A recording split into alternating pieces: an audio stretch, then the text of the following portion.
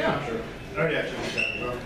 Good evening, ladies and gentlemen, and welcome to another episode of Jerry What the What Dymond, podcast number 34. And tonight, my guest is the one and only, the famous Mr. James King. Thank you for coming on my podcast tonight. Thank you for having me, Jerry. I'm excited to be here. Yeah, I'm excited to do this with you. I know, we had a lot of rescheduling, but we made it. I know, we finally made it. We let her schedule a few times, a lot of things come up, you know. Yeah, I had to call his agent had to call my agent. It was a hassle. It was crazy. It was just crazy. And the thing is, none of our agents got paid for this. Bitches. So anyway, tell everybody out there in podcast, man, a little bit about yourself. Hello, podcast land. My name is James King. I've been doing stand-up for almost 4 years now, mostly here in the Albany area. Sometimes go up to as far as Port Henry, which is like way up in the middle of nowhere, because that's where I'm from. And that's a lot of what I joke about is growing up in small towns, stuff like that. Yeah. About me. So you also work at the Funny Bones too, right? Up at the... Yep. I currently work at a comedy club. It's the Funny Bone in Crossgates Mall. How's that work there as a door guy. It works well. I mean, I get to see comics on a regular basis. I get to talk to comics that come through. Sometimes comics are really cool and they'll sit there and talk to you and they'll give you advice and stuff like that. So being able to just talk to these comics is really awesome. So you get a lot of input on things about the comedy, what's going on in comedy, and how they get their careers going. Yeah. It helps you boost your career up as well, the comedy. Yeah, no, of course, definitely. A lot of comics that start out working in clubs like that, you know, to do what they're doing now, and you had to learn from other comics, and you got bits and pieces, and kind of do your stuff there. And yeah, it makes you a better comic. And yeah, it makes you a better comic. You pay attention. Sometimes, like one of the things I notice most about comics that come through is not necessarily their jokes, but their word choice and the way they write jokes. And I think that's probably one of the things that people don't focus on as much at a show. But writing is so important, and it's cool to see. You know, because I'll see a guy Thursday night, twice on Friday, twice on Saturday, and then again on Sunday. So we'll see the same set 6 times, but it's different each time. Because of, like, just all these different scenarios and stuff like that. So it's really cool to see how that works. Now, how often do you write? How many hours a day do you write? Do you write every day? I try to write every day. Some days are easier than others, but I try to write as much as I can. I don't really put a time to it. It's just like, if something hits me, just write it down. All of a sudden something hits you, write it down. That's good. That's what they say. People, I heard Jeff Foxworthy one time, so he got like 3 o'clock in the morning, just write something down. Woke his wife up, and she was pissed as hell because he had to write a joke down. Yeah, sometimes I have dreams where I'm telling jokes, and then I wake up and I have to write down the joke, and I'm super tired. So I'm like, oh my god, this bit went so amazing in my dream, and then I look at what I wrote down, it's the worst joke I've ever read. It's terrible. Dream James is not a good comic. Well, that's the funny thing, because I had dreams about me being the joke. I'm the joke. So, who inspired you to do stand-up comedy? That's a hard question. Who inspired? I've always loved stand-up. I don't think that I could point to one particular comedian that made me say, like, I want to do this. I just always loved the art. Like, I would sit there and watch, like, Comedy Central and just watch all the specials and just sit there and go, like, wow, this is awesome. And then I only wanted to do it once. Originally, that was my plan, just one time, gonna go out, do stand-up, see how it goes. And I joined my college comedy group because I told someone some jokes, and she was like, hey, you should join us. And then I did. And then I did one show, and then I was like, I'm hooked, I'm gonna do this from now on. So, you've been doing it for 4 years now. Amazing, yep. Next month is 4 years. Actually, today's the 20th. A month from today is 4 years. Wow, no kidding. So, mine will be 4 years in April. Oh, nice. Yeah, I took mine to writing at the Comedy Works there at Albany. Six there. Yeah. The hospital.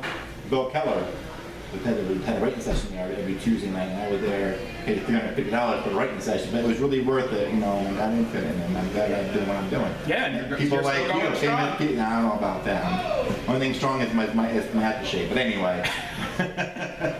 But also, you know, you and I have a couple things in common. We both like doing comedy, of course, that sort of thing.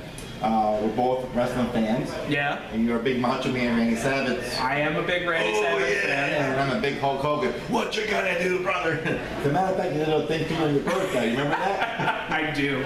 I gave you lots of footage of me ripping my shirt off right now. Yes, I know everyone in podcast land is imagining Jerry ripping his shirt off right now. No, I'll tell you what. Thank God he put that footage out because that would have blinded us all to death. It was a good time. If you missed it, you missed the show. You missed a great show. You missed a great show. Mm-hmm. So you also you're engaged now. I am engaged. That's exciting. I've been engaged for over a year now. Congratulations. And how's that going? It's going well. Does she support your comedy? Yeah, no. She anytime I'm doing a show, she drives me to shows. Like, she's super supportive. She loves going from place to place. She very much wants to be a trophy wife. She's like, you gotta hit it big. She's like, I'm not like, I'll drive you to a show in Schenectady, but like, you better be doing shows in LA in a couple years, because she wants the trophy wife life. Well, you actually, matter of fact, you moved down in New York City. Long Island? Yep, moving to Long Island in July. So that's exciting. So gonna hit Long Island. You be seeing like the Brandon Sagar, Michael McLaughlin down there. Yeah, I'll probably see a lot of the Albany guys that have moved down to the city. Yeah, a lot of talented guys who've moved down there. Yeah, you're doing really well. And then through the Funny Bone, I know a lot of the features that we bring up are a lot of guys from New York City. So I know a lot of comics that perform here and then go back down. So I know a lot of other city comics. And who's your favorite comedian? My favorite comedian. Oh, you could ask me that question tomorrow, and I'd give you a different answer. It changes every day because there's so many really talented comics. I mean, guys right now, I really like Chris D'Elia. I really like his energy and the way he he's so unique. I really like Ron Funches, Aziz Ansari, but then I like the classics like your George Carlin, Sam Kinison, right. Guys that laid the foundation. Richard Pryor, like guys who just laid a foundation. So you're also a former intern, Times Union. You're a journalist there. You worked as a journalist there. I worked in the web department. I did more of like the blogging and their online stuff and editing blogs and writing my own blogs. And I worked on the comedy blog for a while, which was really cool. Really? Yeah. I don't know if that comedy blog still exists. I haven't seen but, it. I'm sure that's when you left. yeah. I did everything. No, I didn't do everything. Don't let them hear that. So why stand-up comedy? Why did you pick stand-up comedy to be? Because it was something I was always interested in, and like I said, I grew up just watching so much stand-up. Like I remember one of my favorite, I don't even remember what month they used to do it, but Comedy Central used to do this thing where it was like stand-up showdown, and they would show you like 40 different half-hour specials of like who were the best. And it was just it was like young, unknown guys at the time. Like I remember the one year, like Kyle Cease was the winner, and Kyle Cease is not like a huge name. I remember that's the first time I was introduced to Bo Burnham was on there, who I'm a big fan of Bo Burnham. I think his stuff is just groundbreaking every time he drops a new special. So it's like, just through watching that, I was like, this is something I want to do. And I just originally just wanted to do it as a hobby, but it's over the last year that I was like, I can take this more seriously, and maybe I can use this as a second income, and then hopefully one day, like, my only income. So, there you go. That's the goal. That's it. If we can get there. Absolutely. But so you're a senior class of 2011 at Mariah Senior High School. Yeah. You studied University of Course, SUNY Albany for study journalism and political science. Yeah. What's that? What was that like, political science? Political science is the biggest headache on the planet. I went into college with 37 credits already, so I would have graduated in 3 years instead of 4. I wanted to stay in college for 4 years, so I was like, oh, I'll pick up a second major. Oh, political science shouldn't be too bad. And then I just learned that I hate politics and everyone involved. But, we'll talk about politics. Donald Trump's, of course, the President of the United States. What do you think about, what's your input on him? Let's see. Oh no, is this a PG show? No, anything goes. It will be on YouTube. He's an idiot. Yeah. I'll keep it nice. Yeah, no, he's an ass, it's okay. He's definitely an ass. It's just... But, I mean, there were a lot of factors in our political climate that led to this, and it's like the thing I'm most annoyed about is that I didn't see it coming. Like I was caught off guard by it, but I should have. Like all the signs were there. And they're still there. Oh, Are yeah. you a fan of Saturday Night Live? You watch Saturday Night Live? I am. I used to do sketch comedy back when I was in college.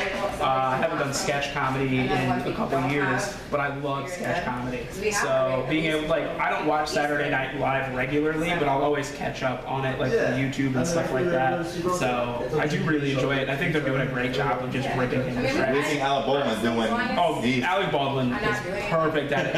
It's actually helped us ignore the fact that Alec Baldwin is also a piece of shit. Yeah. So you perform places like the, of course, here at Lark Tavern, number one open mic here. Funny Bones, of course, you won there. Yeah, won the Clash of the Comics in Yeah, December. thank you. That was a Not really- can you be an employee there, but you can become winner of the Class of the Comics too. Thanks a lot there, James King. The audience votes, not the people. Yeah, I know. Yeah, we see what bus came in there. My bus was last. I only brought 11 people. Yeah, So. then some. Employees and the boss and everybody else there. I know how this works. Political bullshit. That's why I got the political science degree. Yeah, you performed at Comedy Works too as well. Yeah, I've done a couple of shows that were put on by like Sean Gillies booked a few shows there that I've done. At all the places you performed at, what was your best place that you performed at? Me personally, I love performing at the Funny Bone. I just like how large the crowds can be and how diverse the crowds can be. I mean, the Clash that I won in December, there was anywhere between like 250 to 350 people in there. It was a huge crowd. There wasn't like a seat left in the house. It was packed. So to be able to perform in front of a crowd that large is awesome. One of my earliest big shows, I actually did a show with the Linda. It was the Make Me Laugh Albany Finals 2 years ago, maybe 3 years ago. And it was also like 300 people, and I just love larger crowds like that. But some of the best shows where I think you become better is when you're performing for 12 people in a bar. Right. Like that's where you really have to learn, like, okay, I gotta be good because there's so few of these people here, and I gotta get all of them on my side. With 350, if you have half of them laughing, you don't even notice if the other half aren't. Right. But if you only have 6 out of 12, then like you're not doing anything. What's the worst place you performed at and why? Worst place I performed was also a 12-person bar. It was I performed at Frank's Snotty Pine in Port Henry. I know the bar owner. He's probably gonna hate it if he ever sees this.